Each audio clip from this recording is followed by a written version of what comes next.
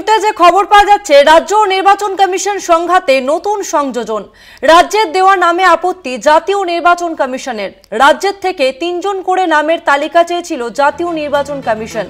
রাজ্যের তরফে পাঠানো নামে আপত্তি জাতীয় নির্বাচন কমিশনের।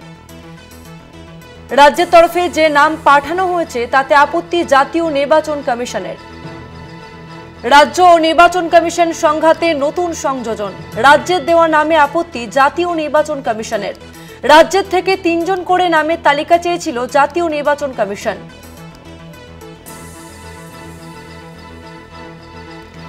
এ নিয়ে আমরা কথা বলবো। আমাদের সঙ্গে ফোন লাইনে রয়েছেন প্রতিনিধি সত্য সুন্দর ভট্টাচার্য।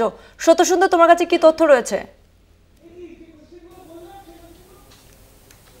দেখো, ইতিমধ্যেই যে খবর আমাদের কাছে এসেছে তা হলো জাতীয় নির্বাচন কমিশন তারা তাদের আপত্তির কথা জানিয়েছে। কোন আপত্তির কথা জানিয়েছে? রাজ্যের মুখ্য নির্বাচনী আধিকারিকের দফতরের 3টি পদ খালি ছিল। জয়েন্ট সিইও, অ্যাডিশনাল সিইও এবং ডেপুটি সিইও, এই 3টি পদের জন্য 3টি করে অর্থাৎ মোট 9টি নাম পাঠানোর কথা ছিল রাজ্যের তরফে।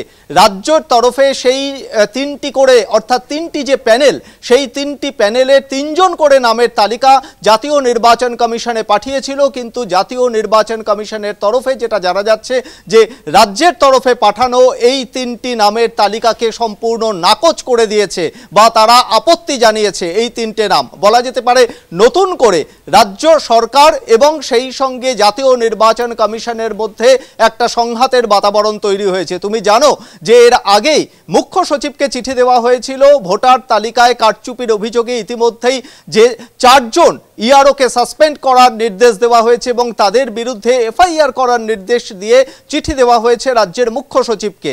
এবং সেই জায়গায় যেটা জাতীয় নির্বাচন কমিশনের তরফে জানানো হয়েছে, একেবারে সংবিধানের ধারা উল্লেখ করে, যে সংবিধানের 324 নম্বর ধারা অনুযায়ী শুধুমাত্র ভোটার তালিকার নাম তোলার প্রক্রিয়া সারা বছর ধরেই থাকে।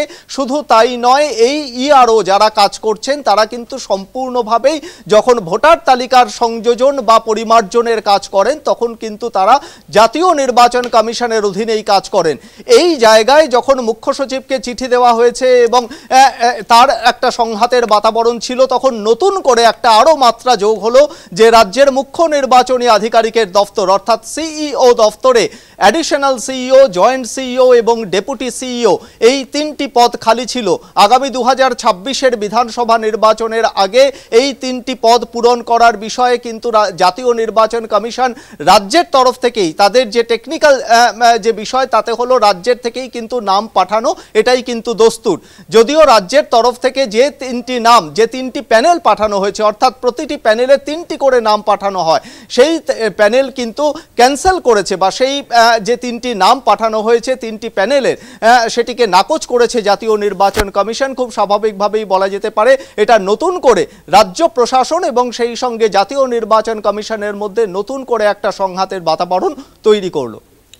ধন্যবাদ তোমাকে সত্য সুন্দর। আমাদের সঙ্গে নিউজ রুম থেকে সরাসরি ছিলেন আমাদের প্রতিনিধি সত্য সুন্দর ভট্টাচার্য।